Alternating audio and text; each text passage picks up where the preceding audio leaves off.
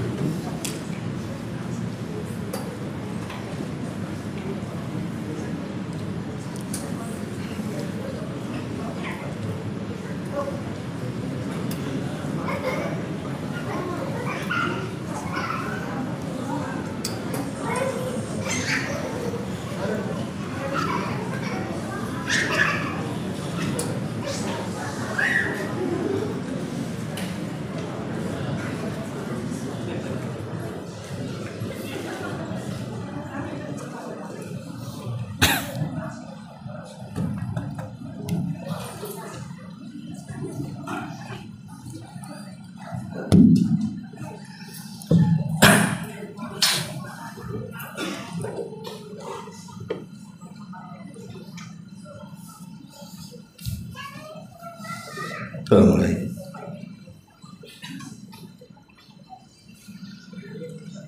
Bismillahirrahmanirrahim.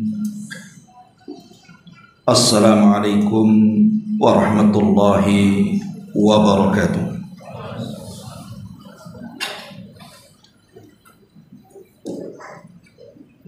Alhamdulillah. Alhamdulillahilladzi hadana wa kafana wa ja'alana minal muslimin. Asyhadu an la ilaha illallah wahdahu rabbi la syarika lah. Wa asyhadu anna Muhammadan abduhu wa rasuluhu alladzi la nabiyya ba'dah. Amma ba'd.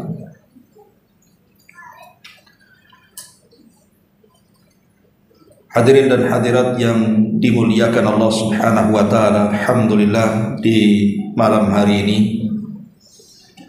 kita bisa duduk kembali untuk bertolabul ilmi di Masjid Ibadur Rahman. Salawat dan juga salam kita hadiahkan kepada Rasul kita Nabi besar Muhammad sallallahu alaihi wa ala alihi wasallam. Kita lanjutkan kembali kajian kita, masih membahas surah Al-Mulk dan kita masuk pada ayat ke-22 dan seterusnya. A'udzubillahi minasyaitonirrajim. Bismillahirrahmanirrahim. Afaman yamshi mukibban ala wajhihi ahda amman yamshi sawiyan ala siratim mustaqim. Qul huwallazi ansha'akum wa ja'ala lakumus sam'a wal absara wal af'idata qalilan ma tashkurun.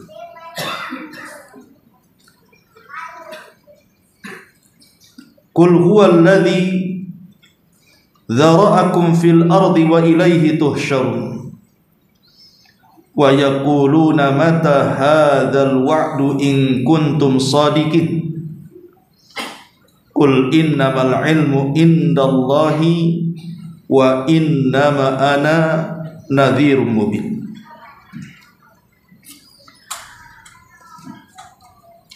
Apakah orang-orang yang merangkak dengan wajah tertelungkup itu lebih berpetunjuk, ataukah orang-orang yang berjalan tegap di atas jalan yang lurus?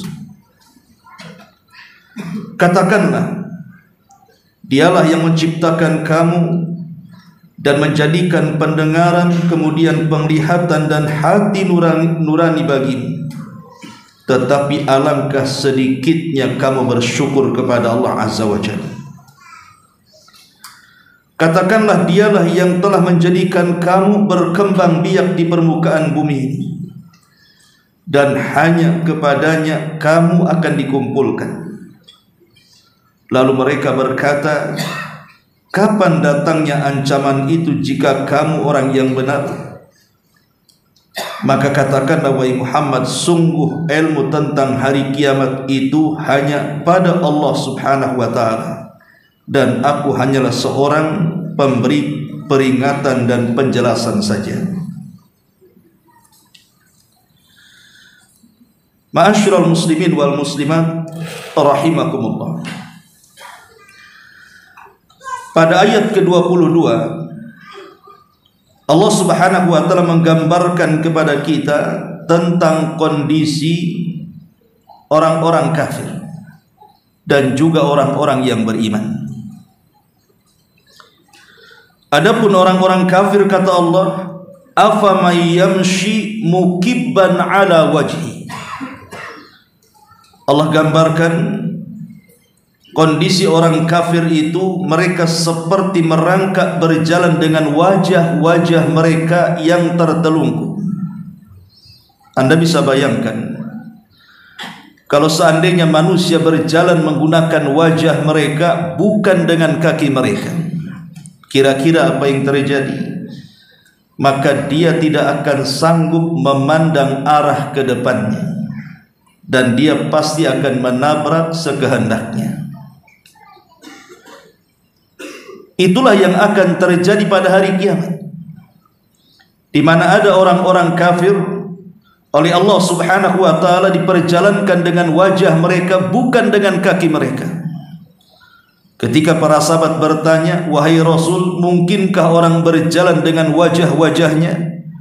Maka Rasul mengatakan, yang menjadikan kalian berjalan dengan kaki kalian, dia juga yang akan memperjalankan dengan wajah-wajah manusia.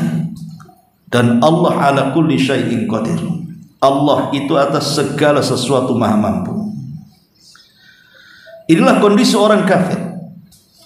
Kondisi orang kafir yang mereka tidak mau merenungkan ayat-ayat Allah Subhanahu wa ta'ala. Kita tahu bahwa sebelum ayat ini Allah Subhanahu wa ta'ala menjelaskan kepada kita tentang bukti kekuasaannya, baik bicara tentang langit, baik bicara tentang bumi, baik bicara tentang binatang, burung, dan begitu seterusnya. Bagi orang-orang yang beriman, tanda-tanda kuasa Allah Subhanahu wa ta'ala yang terbentang di hadapan kita itu sebuah pelajaran, bahkan sebuah ibadah yang disebut dengan ibadatut tafakkur. Tapi bagi orang-orang kafir, mereka tidak memandang pelajaran itu.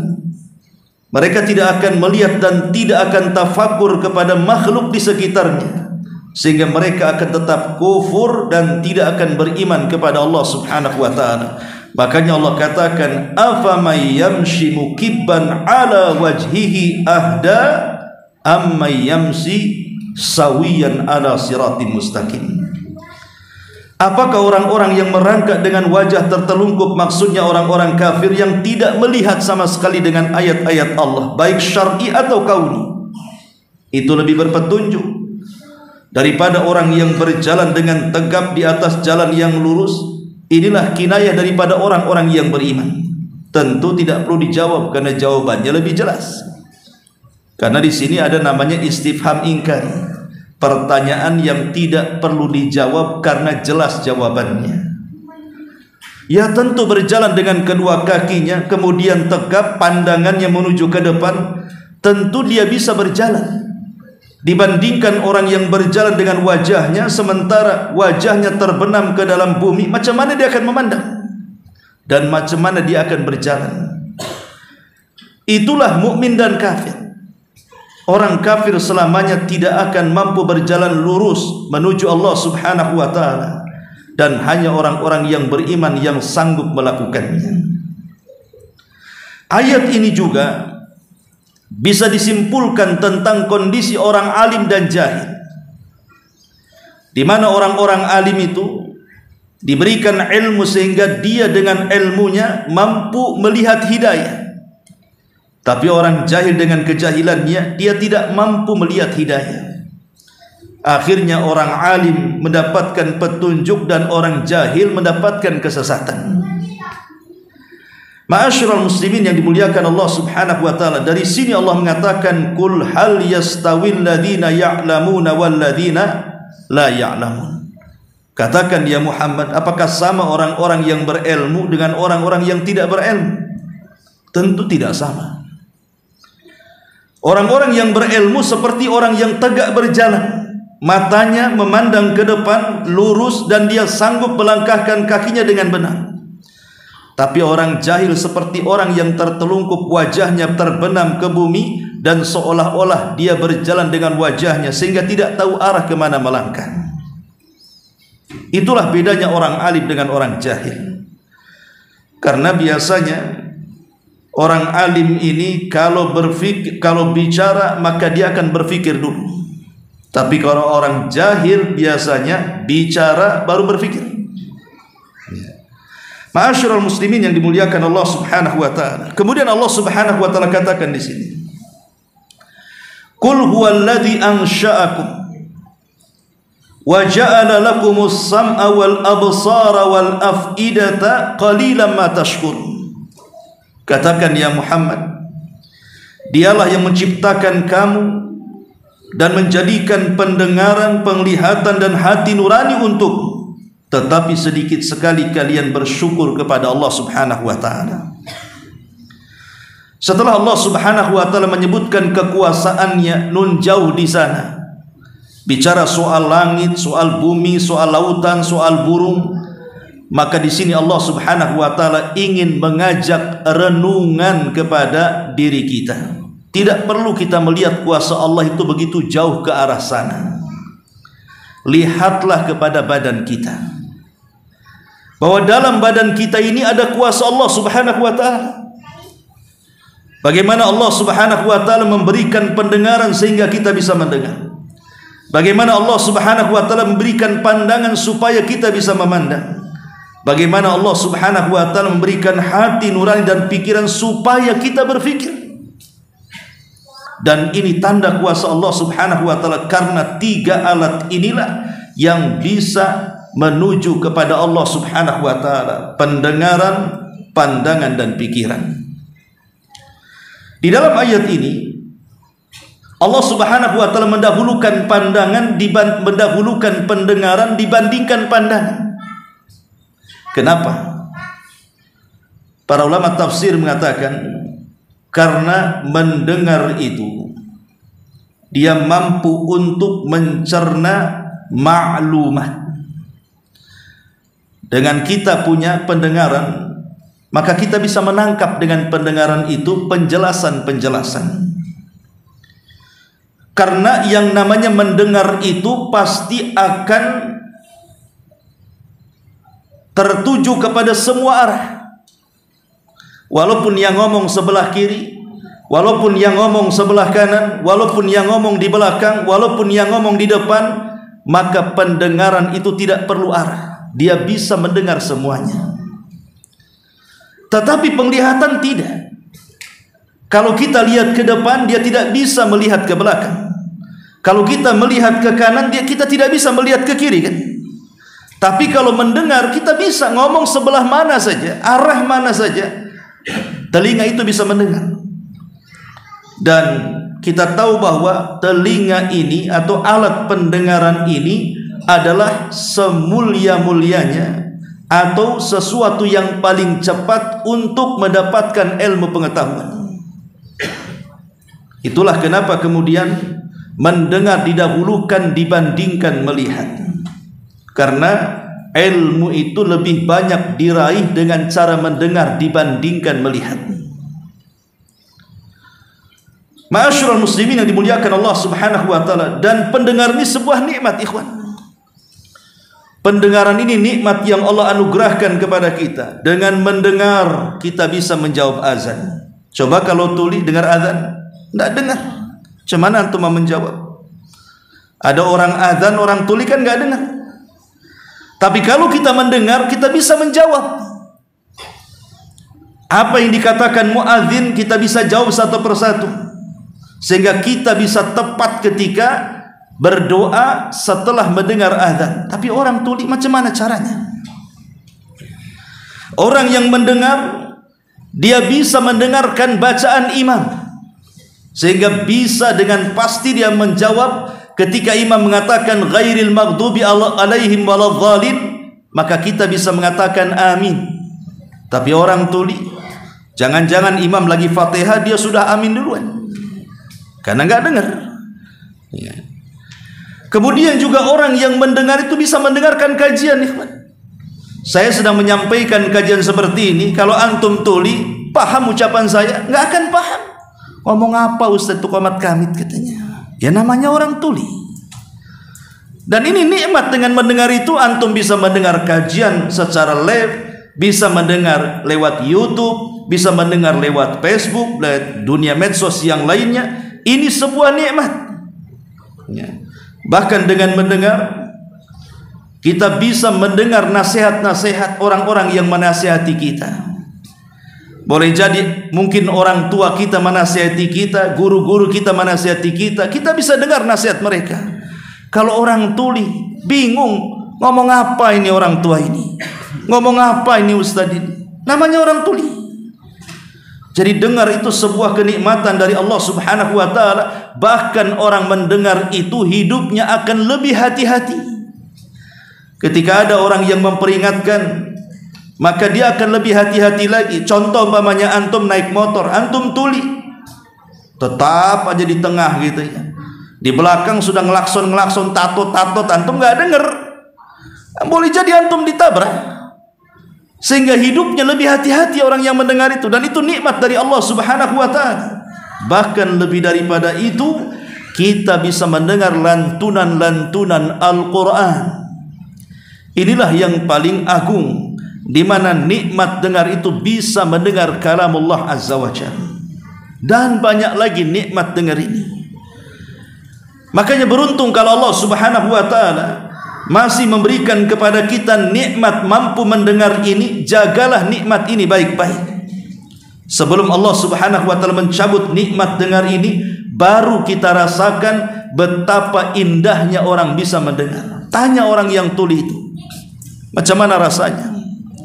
Pasti orang tuli itu kalau kita katakan kira-kira nikmat Allah, kalau Allah anugerahkan kepadamu, kira-kira kau mau apa? Pasti dia ingin bisa mendengar.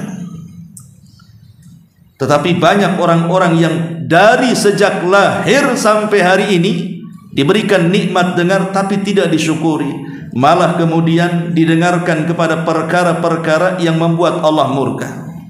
Menikmati orang yang sedang ghibah, menikmati musik-musik dan juga lagu-lagu. Terkadang juga kalam-kalam yang tidak layak untuk didengarnya dengan cara tajasus. Kira-kira dia ngomong apa, didekati kemudian disadap dengan telinganya. Lah orang seperti ini tidak paham bahwa dia tidak pandai bersyukur kepada nikmat dengar itu. Maka nikmat dengar, cara mensyukurinya adalah berikan pendengaran ini kepada sesuatu yang diridhoi Allah. Jangan sedengar-dengarnya, karena pendengaran ini akan ditanya di hadapan Allah Subhanahu wa ta'ala. Wala taqfu ma laysa laka bi ilmun innas sam'a, sesungguhnya pendengaran, wal basara dan penglihatan, wal fuad dan hati, kullu ulaika kana anhu mas'ula, semuanya akan ditanya. Ma'asyiral muslimin wal muslimat rahimakumullah. Kemudian yang kedua yang Allah berikan nikmat kepada kita apa? Nikmat penglihatan. Qul huwallazi ansha'akum wa ja'ala lakumus sam'a wal absar. Nikmat yang kedua adalah nikmat mampu memandang. Allah Subhanahu wa ta'ala katakan, alam naj'al lahu ainaini, bukankah kami telah memberikan kepadamu dua bola mata yang mampu memandang? Maka ini nikmat besar. Dengan memandang kita bisa membaca Quran. Macam mana orang buta membaca Quran? Akhirnya kemudian diberikan Quran khusus, kan tidak semua Quran dia bisa baca. Memang khusus Quran orang yang buta. Tetapi orang yang memandang dia bisa membaca mushaf manapun. Dan ini sebuah kenikmatan dari Allah Subhanahu wa ta'ala. Belum lagi dengan melihat dan memandang kita bisa membaca kitab-kitab para ulama. Kita bisa belajar kita bisa mutalaah. Karya-karya besar para guru-guru kita bisa membaca dengan melihat. Dengan melihat, kita juga kalau seandainya berada di tengah-tengah jihad, atau boleh juga mungkin di tengah-tengah perbatasan perang, maka kita bisa melihat musuh. Kalau seandainya kita buta, macam mana dia akan berperang? Musuhnya pun dia tidak tahu ada di mana. Kalau orang buta itu sama dengan melawan musuh yang tidak kelihatan. Melawan musuh bayang-bayang kan begitu.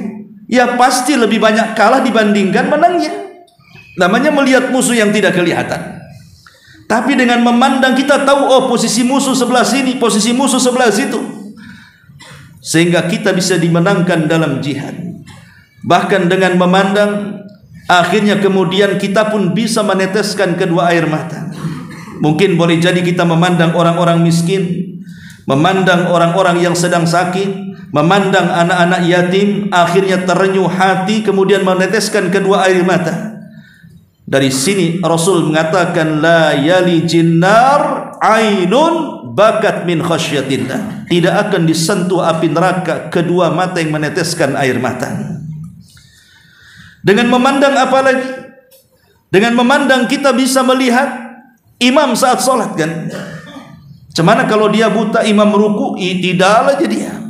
Imam sudah sujud disangkanya ruku. Ya. Makanya memandang itu penting. Nah, kemudian juga dengan memandang kita bisa membedakan mana bahaya dan mana tidak. Kita berjalan nih, di sini ada lubang, di situ tidak ada lubang. Kita bisa menghindari bahaya-bahaya itu. Dan ini nikmat dari Allah Subhanahu wa ta'ala. Bahkan dengan memandang kita bisa melihat orang-orang yang kita cintai. Kita bisa melihat istri, suami, anak, cucu, dan begitu seterusnya. Bahkan lebih daripada itu, dengan memandang kita bisa lebih tafakur lagi kepada Allah Subhanahu wa ta'ala. Dengan melihat bintang gemintang yang sungguh indah di langit, dengan melihat keindahan laut membiru yang terbentang luar biasa, belum lagi kemudian sawah-sawah yang menghijau, kemudian gunung-gunung yang menjulang. Dari situ kita semakin yakin bahwa tidak mungkin tercipta begitu saja. Di sana ada Allah Subhanahu wa ta'ala yang menciptakannya. Dengan memandang kita bisa tafakkur. Tapi orang-orang buta tidak bisa tafakkur mereka, karena apa yang mereka akan lihat mereka sendiri tidak bisa melihat. Makanya ini sebuah nikmat dari Allah Subhanahu wa ta'ala.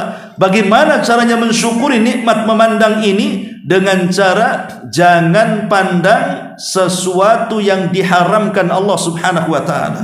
Makanya kenapa dalam syariat Islam itu ada namanya ghaddul basar, menundukkan pandangan. Allah Subhanahu wa ta'ala mengatakan, wa kullil mu'minina yaghudduna min absarihim. Katakan kepada orang-orang yang beriman itu, tundukkanlah pandangan-pandangan mereka. Bahkan Ali mengatakan, Rasul pernah menasihati Ali, ya Ali, la tatba'un nadharata an-nadhar, fa inna lakal ula wa laysat lakal, innaka lakal ula wa laysat lakal akhirah. Wahai Ali, jangan ikuti pandangan pertama dengan pandangan yang kedua. Pandangan yang pertama mungkin tidak berdosa, tapi pandangan yang kedua bisa saja berdosa. Mamanya antum melihat ada wanita cantik, tetapi mereka tidak menggunakan aurat, menutup aurat mereka, menggunakan pakaian kurang bahan, banyak lubang di mana-mana. Tiba-tiba antum memandang, mungkin pada awalnya memang tidak sengaja. Maka kata Rasulullah SAW mengatakan, kalau memandang tanpa unsur kesengajaan, pertama memandang tidak dianggap dosa, tapi langsung dipalingkan. Tapi kalau berpaling masih penasaran, kemudian ditingok lagi, itu lain lagi ceritanya. Apalagi antum sampai mengucapkan alhamdulillah, naudzubillah, ya. Lah ini hal-hal yang seperti ini tidak mensyukuri nikmat Allah Subhanahu wa ta'ala. Maka tundukkan pandangan. Tapi sekarang susah menundukkan pandangan itu. Karena kalau dulu mungkin kalau tengok aurat-aurat itu harus jalan ke mall, sekarang tidak perlu, cukup ambil handphone, isi kauta, nengok YouTube saja. Semua aurat nyebar di situ. Naudzubillah. Ya. Ma'asyiral muslimin wal muslimat rahimakumullah. Kemudian juga yang ketiga, wal afidah. Allah Subhanahu wa taala telah berikan afidah, hati dan akal pikiran. Dan ini senikmat-nikmatnya nikmat. Allah telah berikan kepada kita akal, Allah telah berikan kepada kita hati. Karena dengan hati dan pikiran ini, akhirnya kita bisa memandang ini hak, ini batil. Ini syirik, ini tauhid, ini sunnah, ini bid'ah, ini taat, ini maksiat. Kita bisa membedakan itu. Dan dengan hati dan pikiran ini, kita bisa merencanakan sesuatu yang baik. Berfikir bagaimana caranya menyelamatkan keluarga dari api neraka, karena Allah mengatakan ku anfusakum wa ahlikum nar, jaga diri kalian dan keluarga kalian dari api neraka. Berfikir bagaimana caranya saya harus cerdas, saya harus pinter, sehingga saya harus belajar.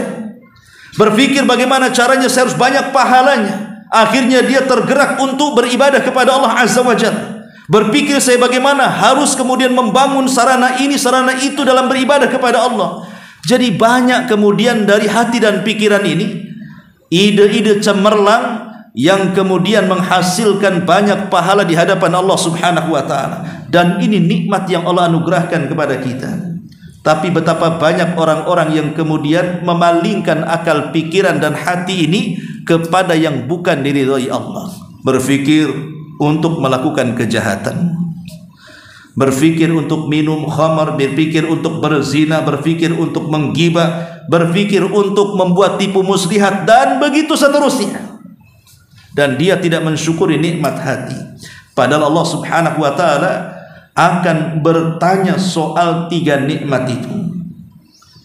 Apa kata Allah Subhanahu wa taala? Wallahu akhrajakum min butuni ummahatikum la ta'lamuna syai'an wa ja'ala lakumus sam'a wal basara wa ja'ala lakumus sam'a wal absara wal af'idata la'allakum tashkurun. Dalam ayat yang lain, kullu ulaika kana anhu mas'ula. Semuanya itu akan ditanya di hadapan Allah Subhanahu wa taala. Kemudian Allah Subhanahu wa taala akhiri ayatnya dengan kata-kata qalilan ma tashkurun.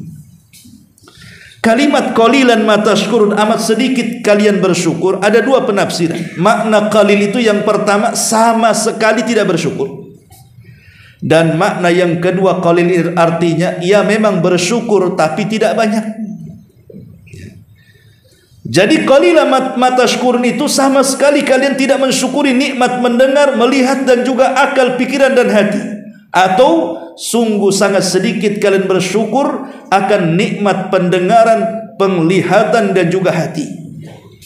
Dan memang seperti itu ikhwatul fillah muliakan Allah Azza wa Jalla, kebanyakan kita tidak bersyukur tentang nikmat ini. Padahal tiga nikmat ini yang bisa menyampaikan kita kepada Allah Subhanahu wa taala. Dengan mendengar kita bisa mendengar ayat-ayatnya, kita bisa melihat ayat-ayatnya, memikirkan ayat-ayatnya, kita sampai kepada Allah Subhanahu wa taala. Ma'asyiral muslimin yang dimuliakan Allah Subhanahu wa taala. Kemudian Allah Subhanahu wa taala berfirman, Qul huwallazi dzara'akum fil ardi wa ilaihi tuhsyarun. Katakanlah, dialah yang menjadikan kamu berkembang biak di permukaan bumi ini, dan hanya kepada Allah lah kalian akan dikumpulkan. Ayat ini memiliki dua makna atau dua maksud, di mana ada dua pertanyaan yang membuat bingung orang-orang yang tidak punya jawaban, kecuali mereka orang-orang yang beriman. Dua pertanyaan itu, dari mana kita datang dan kemana kita pulang. Dari mana kita datang, kenapa kita diciptakan di bumi ini, dan kemana akhir perjalanan kita. Maka Allah Subhanahu wa taala seolah-olah menjawab, Qul huwallazi dzara'akum. Katakan ya Muhammad, Allah yang menciptakan kalian, Ketika Allah yang menciptakan kita, berarti Allah ada tujuan menciptakan makhluknya. Karena Allah tidak mungkin ketika menciptakan makhluk itu dibiarkan sia-sia. Tidak. Allah itu ketika menciptakan kita ada maksud dan tujuannya. Dan itu disebutkan dalam surah Az-Zariyat, wa ma khalaqtul jinna wal insa illa liya'budun. Tidaklah kami ciptakan jin dan manusia kecuali kalian disuruh untuk beribadah kepada Allah Azza wa Jalla. Kemudian jawaban dari pertanyaan yang kedua, lalu kemana kita pulang? Akan kemana akhir perjalanan manusia setelah kematian? Maka Allah mengatakan, wa ilaihi tuhsyarun. Maka kalian akan dikembalikan juga kepada Allah untuk mempertanggungjawabkan semua yang kita lakukan selama di dunia. Inilah ringkasan perjalanan hidup manusia, dari mana dan kemana. Adapun pertanyaan yang pertama, dari mana? Ya, kita katakan bahwa kita itu datang dari Allah Subhanahu wa taala. Allah yang menciptakan kita. Karena tidak mungkin manusia sanggup menciptakan manusia yang lainnya, kan? Bagaimana Allah Subhanahu wa taala ketika mengatur proses bagaimana terciptanya manusia dari alam ruh ke alam rahim, kemudian dari alam rahim ke alam dunia. Siapa manusia yang bisa menciptakan manusia seperti itu? Sehebat-hebatnya manusia membuat robot kayak orang Jepang, kan gitu ya, membuat robot wanita sak cantik-cantiknya. Tapi akan berbeda dengan ciptaan Allah Subhanahu wa taala. Robot kalau habis baterainya, habis juga gerakannya. Ada expirednya, kan? Ya, manusia ada juga expirednya. Ya. Tapi robot tidak sama dengan manusia. Robot itu ciptaan manusia, sehingga banyak kekurangan pada robot itu. Beda dengan ciptaan Allah Subhanahu wa taala. Allah katakan, laqad khalaqnal insana fi ahsani taqwim. Sungguh kami ciptakan manusia itu seindah-indah bentuk. Kita ini diciptakan itu seindah-indah bentuk. Tidak ada makhluk di permukaan bumi yang diciptakan Allah lebih indah dibandingkan tubuh manusia. Bayangkan manusia itu dengan kedua kakinya dia bisa berdiri tegak dan bisa berjalan tanpa oyong ke belakang dan ke depan. Bisa dia berjalan kaki. Tapi lihat binatang. Tidak ada yang sanggup berjalan dengan kedua kakinya tegap seperti manusia. Sebutkan binatang. Anda dapat sepeda. Dan tidak akan dapat sepeda selamanya. Karena tidak ada binatang yang dengan kedua kakinya bisa tegap. Ada Ustaz ular, mana ada ular? Kalau ular tegap jadi pensil, jadi dia berjalan dengan perutnya. Kambing, sapi, unta berjalan dengan 4 kakinya, bungkuk dia. Apalagi kaki 1000, apalagi. Kemudian ada Ustaz monyet, kan gitu. Kera, mana ada kera yang tegap? Tegap tuh sebentar aja, habis itu bungkuk lagi dia. Ya. Tidak ada, hanya manusia.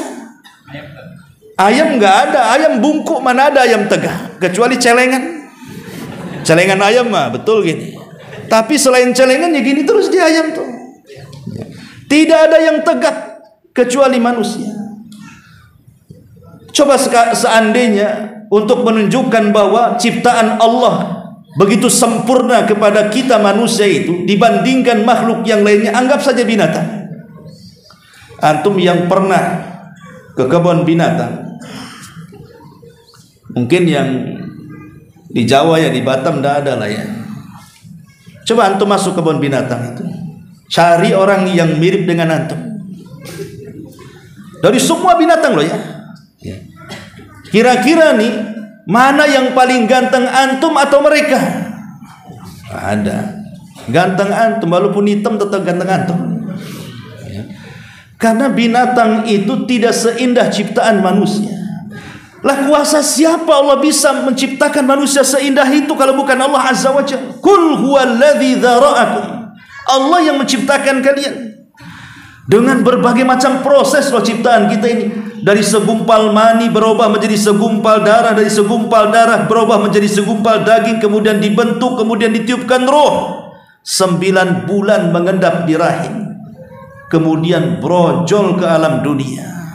Jadilah dia bayi merah yang tidak berdaya, kemudian berangsur menjadi remaja, mulai ada akal pikirannya, kemudian berjalan sampai dewasa, kemudian menjadi kuat badannya, kuat pikirannya, kuat hatinya, kuat pengalamannya. Walaupun pada akhirnya lambat laun pun dia akan menua, dan kalau sudah menua tinggal menunggu harinya, dia pun akan dapat dengan ajalnya. Tetapi pelajarannya adalah, kalau manusia itu mau berpikir bahwa setiap fase-fase kehidupan manusia itu ada perubahan, dari masa lemah kemudian ke masa kuat, kemudian dari masa kuat kembali melemah, menunjukkan bahwa manusia itu akan dikembalikan kepada Allah Subhanahu wa taala dengan kematiannya. Itulah yang dikatakan wa ilaihi tuhsyarun. Kalian akan dikumpulkan di hadapan Allah. Maknanya ada kehidupan setelah kematian.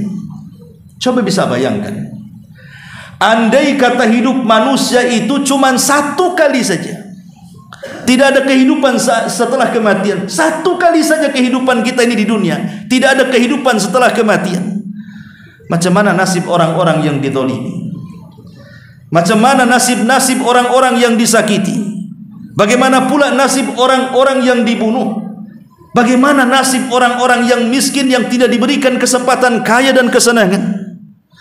Andai hidup cuma satu kali, seolah-olah selamanya mereka tidak akan mendapatkan keadilan, kan?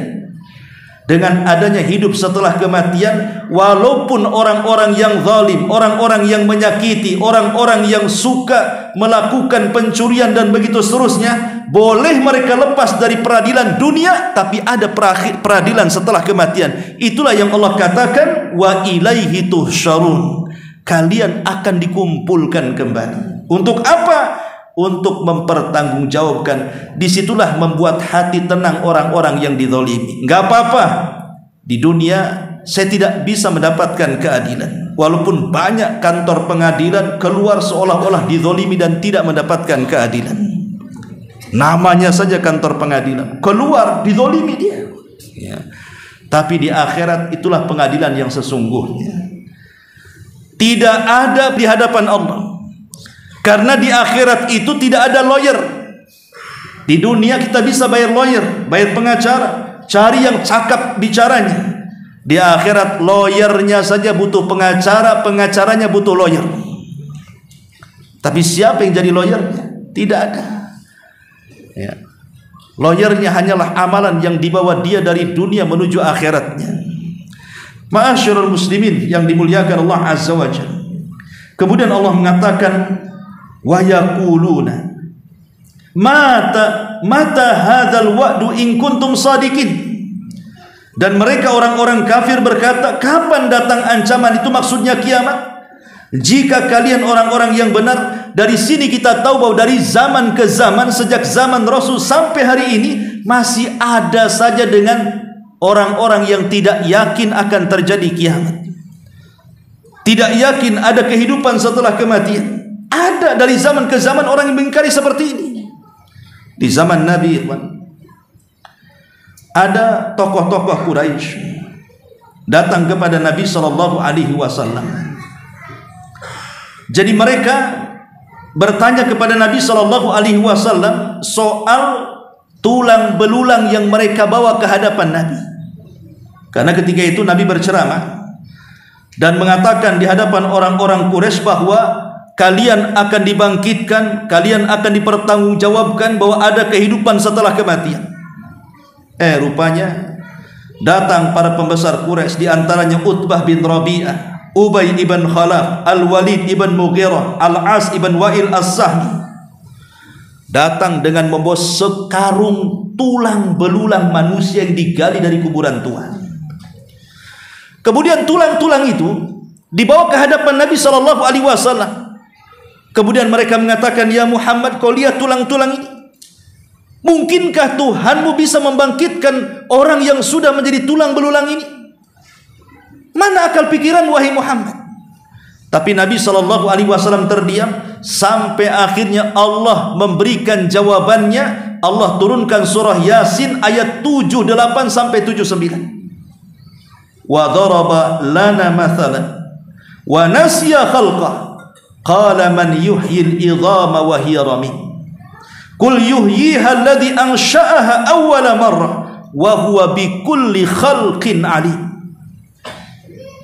Wa daraba lana mathalan, dan dia pun membuat perumpamaan bagi kami dan melupakan asal kejadiannya. Jadi orang-orang kafir ini, dia membawa perumpamaan berupa tulang-tulang, dia lupa asal dia dari mana.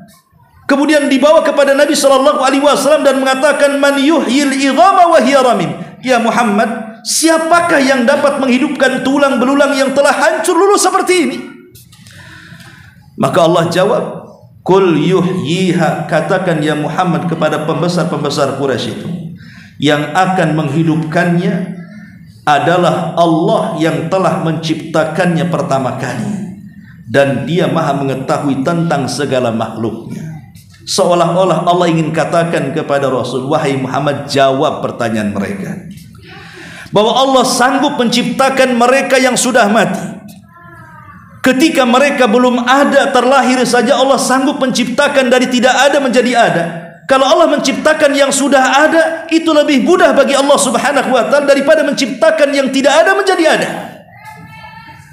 Makanya di sini dia melupakan asal ciptaannya. Orang-orang kafir itu melupakan asal ciptaannya. Dulu mereka enggak ada, tiba-tiba Allah ciptakan menjadi ada. Sekarang sudah ada makhluknya, kemudian meninggal, Allah membangkitkan kembali, itu lebih mudah bagi Allah karena sudah pernah ada. Yang sulit itu menciptakan dari tidak ada menjadi ada. Kalau menciptakan yang ada itu lebih mudah dibandingkan menciptakan yang tidak ada menjadi ada. Lihat, dari zaman Nabi SAW, orang-orang yang tidak percaya dengan hari kiamat atau hari kebangkitan atau hari pertanggungjawaban di hadapan Allah, itu sudah ada. Kenapa orang-orang Quraisy mengingkari itu? Sehingga mereka mengatakan, wa yaquluna mata hadzal wa'du in kuntum shadiqin. Karena mereka tidak mau setiap kejahatan mereka dibalas. Karena mereka tidak mau setiap kezaliman mereka diadili. Karena mereka tidak mau hidup yang selama ini berpora-pora, minuman keras dan begitu seterusnya, tiba-tiba dihisab di hadapan Allah Azza wa Jalla. Dari situ mereka mengingkari adanya kehidupan setelah kematian. Makanya mereka mengatakan seperti itu, wa yaquluna mata hadzal wa'du in kuntum shadiqin.